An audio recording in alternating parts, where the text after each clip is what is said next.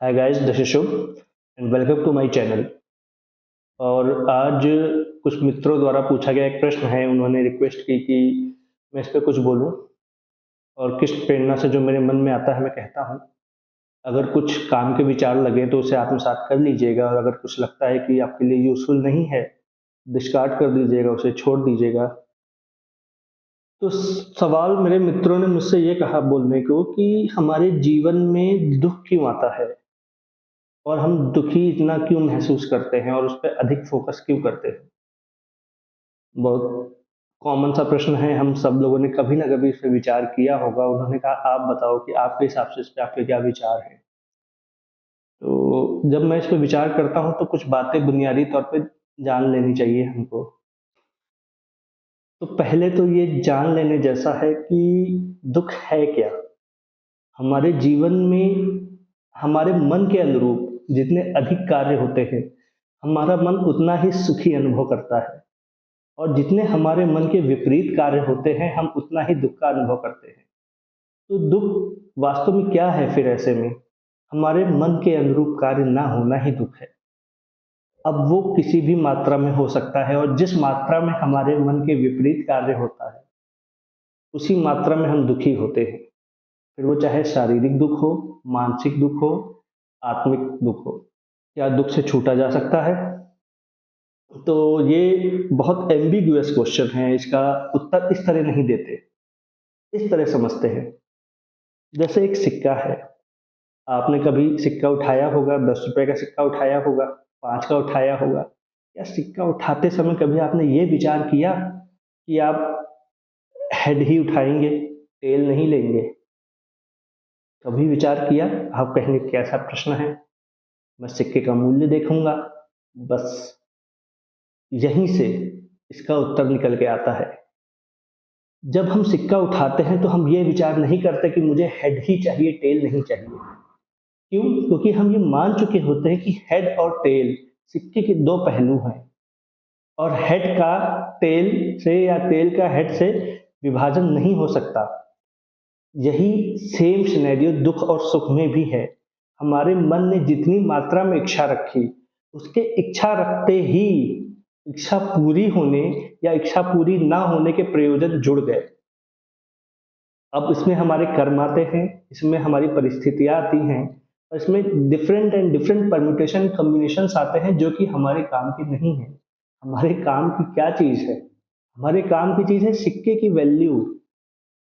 हमने वैल्यू पे ध्यान दिया तो हमने हेड और टेल को भुला दिया, और अगर हमने हेड और टेल पे ध्यान दिया तो हम हेड टेल में फंस गए और वैल्यू तक नहीं पहुंच पाएंगे। जीवन भी ऐसा ही है। यदि आपने सुख की इच्छा रख के कोई कार्य किया है तो उसी मात्रा में दुख निश्चित ही आज नहीं तो कल आना ही है, क्योंकि जैसे ही आपने किसी मूल्य के सिक्के को उठाया हेड की तरफ से, उसी मात्रा में उसका टेल संलग्न होना ही है। यही जीवन है, यही दुख और सुख का खेल है।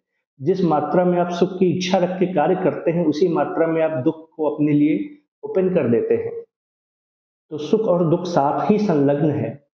एक चुनेगा तो दूसरा आएगा, और दूसरा आया है यही इस बात का प्रमाण है कि पहला भी आता ही होगा, और पहला आया है तो अभी दूसरा भी आ ही रहा होगा। दोनों जुड़े हैं। आप सुख में खिलखिला के हंस लेते हैं और फिर भूल जाते हैं, लेकिन दुख में आप दुखी होते हैं, दुखी होते हैं, दुखी होते हैं, दुखी होते हैं, याद रखते हैं, अगले दिन याद रखते हैं, साल दर साल कई साल याद रखते हैं। उसे आप नहीं भूलते, उसमें आप जुड़ जाते हैं, उसमें आप खो जाते हैं। यहाँ आप भूल कर रहे हैं। जैसे आपने हेड और टेल को सिक्के का दो पहलू मान के स्वीकार कर लिया है, वैसे दुख और सुख को भी आपको स्वीकार करना होगा। आपने सुख को स्वीकार कर रखा है, आपके पास अनेका अनेक सुख आते हैं। कभी आपने परमेश्वर से विचार किया मुझे ये सुख क्यों मिल रहा है? फिर दुख में ऐसा क्यों विचार करते हैं? तो क्या करें? सवाल तो यही है, क्या करें? सुख में सुखी होते हैं ना, तो दुख में दुखी हो जाइए। कोई ऐसा उपाय नहीं कि दुख में हंसिए, दुख में दुखी होइए। दुखी होइए, जिस मात्रा में दुख है उसी मात्रा में दुख को बहा दीजिए, और जिस मात्रा में दुख है उसी मात्रा में आप दुख को बहा के ही दुख से मुक्त हो सकते हैं। यदि आपने दुख को हृदय में रख रखा है, एकत्रित किए जा रहे हैं, तो आप उससे मुक्त नहीं हो रहे हैं, अपनी आत्मा पे बोझ बना रहे हैं। और वो प्रेशर कुकर की तरह कभी तो फटेगा, और जिस मात्रा में एकत्रित किया है प्लस इंटरेस्ट, उसी मात्रा में वो फटेगा। तो क्या करना है, निकाल देना है। सीटी निकाल देते हैं ना जब प्रेशर आता है कुकर का। आप सुख को भी इंजॉय करते हैं तभी सुख कटता है, कट जाता है ना। दुख का कर्म है रोना, दुख का कर्म है दुखी होना। आप अपना दुख बहाइए, प्रकट करिए, मित्रों से, स्वयं से, अपनों से, जिस माध्यम से भी आप प्रकट कर सकते हैं प्रकट करिए। दुख में भी डूब जाइए और दुख को भी अपने अंदर से बह जाने दीजिए। दुख स्वतः ही खत्म हो जाएगा, आएगा, आपको प्रभावित करेगा और चला जाएगा। जैसे सुख आता है आपको प्रभावित करता है और चला जाता है। प्रॉब्लम चले जाने में नहीं है, प्रॉब्लम रुक जाने में है। और जब दुख और सुख दोनों चला जाता है, जब आप कर्म करते हो, जब आप चुनाव करते हो कर्म का, और दुख और सुख दोनों बह जाते हैं, तब आपका ध्यान सही मायने में जाता है कर्म की तरफ, कर्म के मूल्य की तरफ। जब आप हेड और टेल की जिद छोड़ देते हो, एक छोटी सी जिद छोड़ देते हो, तो आप ध्यान देते हो कि महत्वपूर्ण जिद तो थी ही नहीं कभी, महत्वपूर्ण तो सिक्के का मूल्य था। 10 का था कि 5 का, ये महत्वपूर्ण था। हेड या टेल ये महत्वपूर्ण नहीं है। हालांकि ये संलग्न है, हमें पता है, तो क्या ये महत्वपूर्ण है? नहीं। दुख और सुख भी कर्म के साथ संलग्न है। आप कर्म से मुक्त नहीं हो सकते, तो आप दुख और सुख दोनों से मुक्त नहीं हो सकते। इस बात को जान लीजिएगा। जो आपको विचार दे कि आप दुख या सुख से मुक्त हो सकते हैं, वो आपको कर्महीन ही बना के छोड़ेंगे वो विचार, क्योंकि कर्म करते ही आप फल भोगने के लिए बाध्य हो जाते हैं। आप कर्म करने के लिए स्वतंत्र हैं, फल भोगने के लिए नहीं। फल भोगने के लिए आप बाध्य हैं, और फल मन के अनुरूप है तो सुख है, और मन के विपरीत है तो दुख है। क्या करें? बह जाने दीजिए। सुख में आप एंजॉय करते हैं, दुख में भी डूब के दुखी होइए। दोनों को बह जाने दीजिए, और जो बचेगा वो कर्म का मूल फल बचेगा, कर्म का मूल्य बचेगा। और वास्तव में वही तो आवश्यक था ना। तो कर्म के मूल्य की तरफ विचार करके, कर्म की क्वालिटी की तरफ विचार करके आप कर्म करिए, और फिर जो दुख और सुख जो आता है उसको पी जाइए, उसको बह जाने दीजिए अपने अंदर से। सुख आए तो नाच जाइए, दुख आए तो दुखी हो लीजिए। उसके बाद मूल्य को विश्लेषण करिए। क्या मैंने जो कर्म किया वो 10 रुपए का था? क्या मैं 100 रुपए का कर्म कर सकता था? और 90 रुपए का कर्म मेरे शरीर में, मेरी चेतना में रह गया, मुझे और प्रयास करना है। इस तरह आप कर्म प्रधान पुरुष बनेंगे। इस तरह आप अपने सुख और दुख को होते होते पीछे छोड़ते हुए कर्म की तरफ आगे बढ़ते जाएंगे, और अल्टीमेटली कर्म की तरफ आगे बढ़ते जाना ही सुख का माध्यम नहीं है, बिल्कुल है। इस तरह आप दुख और सुख भोगते हुए भी कर्म की ओर अग्रसर रहेंगे। दुख और सुख भोगने के अलावा इस चक्र से छूटने का और कोई उपाय नहीं है। कर्महीन हो नहीं सकते आप, और कर्म करेंगे तो फल प्राप्ति के लिए बाध्य हैं। फिर कुछ लोगों ने प्रश्न किया कि आप कह रहे हो कि सुख में भी डूब जाओ तो सुख पता नहीं चलता, दुख में भी डूब जाए तो क्या दुख पता नहीं चलेगा? लेकिन पता तो चलता है हमको, हम दुखी हो जाते हैं। आप जब सुख भोगते हैं तो आप सुख हो जाते हैं, और सुख में आप बह जाते हैं। आपके हृदय में मन के अनुरूप जो फल आया था आपके कर्म से, खर्च हो जाता है, खत्म हो जाता है खर्च होके, क्योंकि उसका कोई मूल्य ही नहीं था स्वयं का। वो तो आपके कर्म के साथ आया था, उसको चुक जाना ही था। तो अगर सुख चुक जाता है जब आप उसको भोग लेते हैं, तो उसी का अपोजिट यानी दुख भी चुक जाएगा जब आप उसको भोग लेंगे। दुख को भोगिए, दुखी होइए, आंसू बहाइए, दुख को भी बह जाने दीजिए। जैसे सुख खत्म हो गया था वैसे दुख भी खत्म हो जाएगा। कब खत्म नहीं होता? जब आप दुख को भोगते नहीं हैं, दुख से भागते हैं। जो आपके कर्म से आई है वो आपकी ही है। यदि आप उसका भोग करेंगे तो वो खर्च हो जाएगी, यदि आप उससे भागेंगे तो वो इकट्ठा हो जाएगी। वो इकट्ठा होती रहेगी, भागने का कोई उपाय नहीं है। आपको इकट्ठा नहीं करना है, भोगना है, और भोग के उसको भी चुका देना है, क्योंकि वो मूल्य के ही नहीं है। मूल्य तो आपके कर्म है। आपको कर्म को कर्म की भावना से रख के करना था, और कर्म को कर देना ही उसका मूल्य है। योगः कर्मसु कौशलम, कर्मों में कुशलता ही योग है। कुशलता से किसी कार्य को कर देना ही कर्मफल है। उसके साथ जो संलग्नक सुख या दुख आते हैं, ये महत्व के नहीं है, आनंद महत्व का है। और आनंद क्या है? आनंद वह स्टेट जो किसी कार्य को कुशलता से कर देने के बाद जो अपने मन में सेटिस्फैक्शन फील करते हैं। इसका एक और बहुत प्यारा सा उदाहरण समझिए, क्रिकेट का उदाहरण लेते हैं। आपको पता है कभी आप खेलने गए हो और आपने बहुत अच्छा खेला पर आपकी टीम हार गई। यानी कि आपने जीवन में बहुत अच्छे कर्म किए, बहुत कुशलता और तन्मयता से कर्म किया लेकिन कर्मफल आपके मुताबिक नहीं मिला।